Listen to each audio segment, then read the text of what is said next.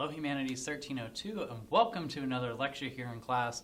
And today the topic that we'll be covering is religion during the medieval period, specifically in England.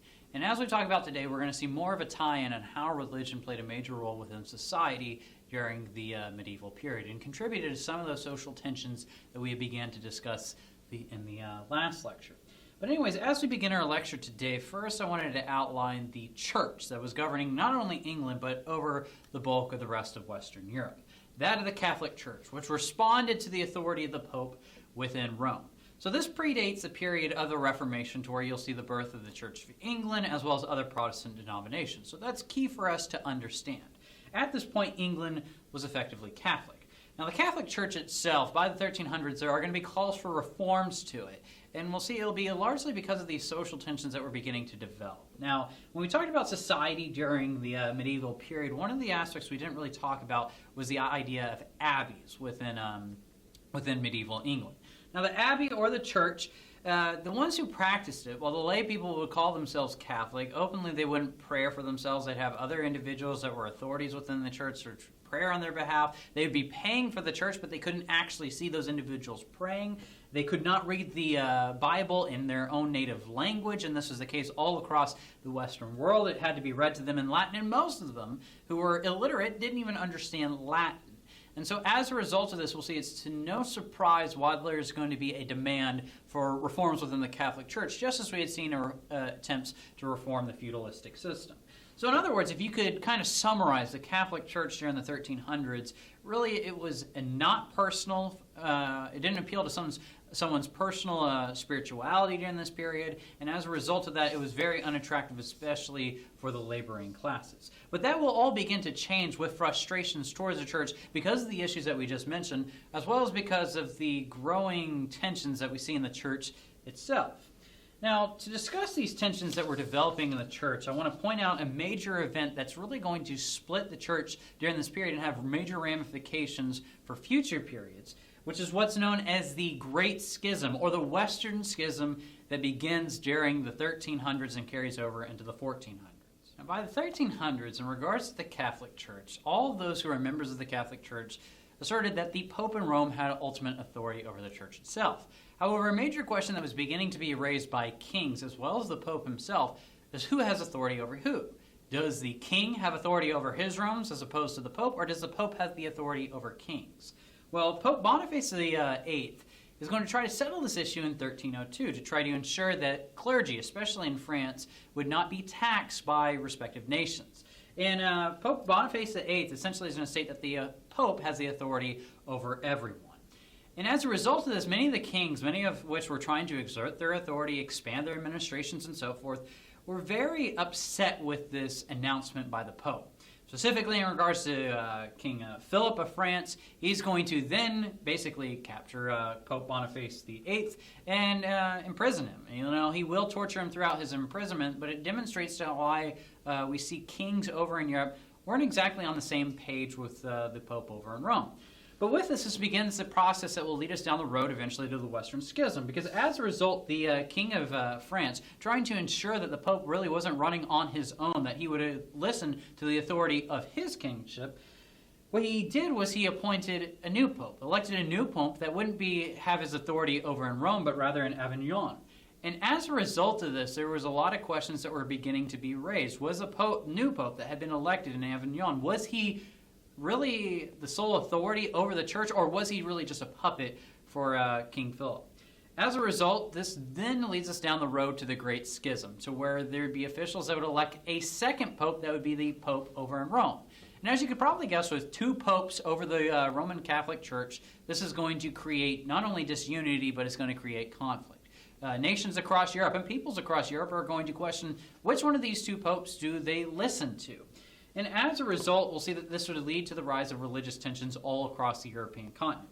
Now, in regards to the Western Schism, it doesn't get resolved until the early 1400s. And ironically, there will actually be a third pope in this whole mess that's also going to be appointed to power as well. Now, eventually, the schism does come to an end when all the forces that we talked about agree to meet and elect a new pope, that of Martin V. Once again, putting authority with the papacy back over in Rome. However, even though there's only one pope by the time we get to 1417, the church and its image is greatly hurt by what has happened in the schism, as well as the events that had begun to occur during the Black Plague. Because with the sense of disunity that comes out of the Western Schism, with these questions over who is the actual authority over the Catholic Church, and also with the fact that we see the Catholic Church didn't really provide a lot of comfort to the peasantry, especially in the light of the Black Death, and didn't provide any real effective leadership, this is where we start to see individuals call for reform within the Catholic Church. Now you can see this all across Europe, but for us specifically, we're focusing on England.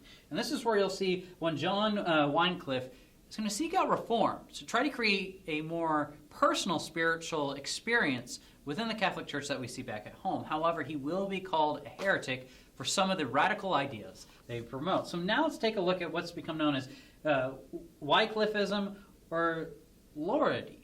And so let's go ahead and see what that actually looked like. What were the reforms that he was promoting? Now with John Wycliffe, as well as what's becoming known as Lollardyism, what he's essentially trying to promote, as I mentioned before, is reforms to the Catholic Church that make the experience much more personal.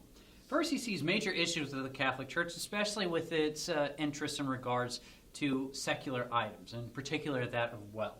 He saw that the church, especially as we'd seen last week with the feudalistic system, had acquired a great amount of land as well as a great amount of funds. And because of this, he didn't believe that church officials were actually within the church for the right reasons.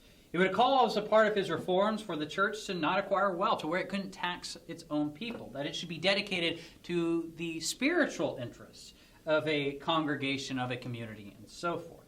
Also, what he would promote is that individuals should be able to read the Bible in English as well as their native tongue. As I mentioned before when we talked about the Catholic Church, by the beginning of the 1300s, the Bible wasn't read in English or in French or whatever language of the nation that you were a part of. It was read in Latin. Those individuals that had attended Mass, especially the lay people, the peasantry, they had no clue what was being read to them when they were reading it in Latin. And as a result, to try to promote spirituality, he wanted to ensure that that the text of the Bible would be read in their native tongues. And I do want to point out, for many church officials at that time, this was viewed as a heresy. This was viewed as basically a mockery towards their religion as they were trying to preach it through Latin. Also, he would call for really individuals to be allowed to pray on their own, to where they could confess to God directly instead of having to rely on church officials to do so. Now, Wycliffe and his beliefs become very popular. The reforms he promotes calls for a disendowment of the church. They promote that personal connection with God, as I mentioned a little bit earlier on. But still, even though he was appealing to the peasantry, even though his movement was beginning to gain a lot of traction, by the time we get to the 1370s and 1380s, his reforms become a little more radical, especially when he calls for the rejection of transubstantiation. Now, through the rejection of transubstantiation, effectively what Wycliffe was doing was directly challenging the authority of priests and officials within the Roman Catholic Church.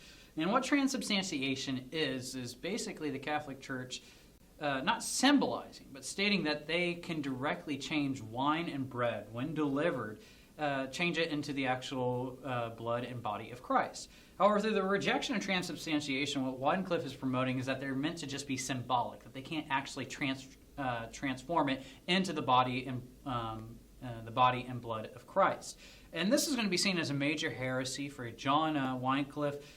His popularity begins to diminish as we get closer to the end of his life during the 1380s. But nonetheless, his calls for reform to the church, while they begin to die out by the late 1400s, and while we will see the King of England will actually call many of these reforms, especially the idea of reading the Bible in English, as heresies, they will continue to impact future generations.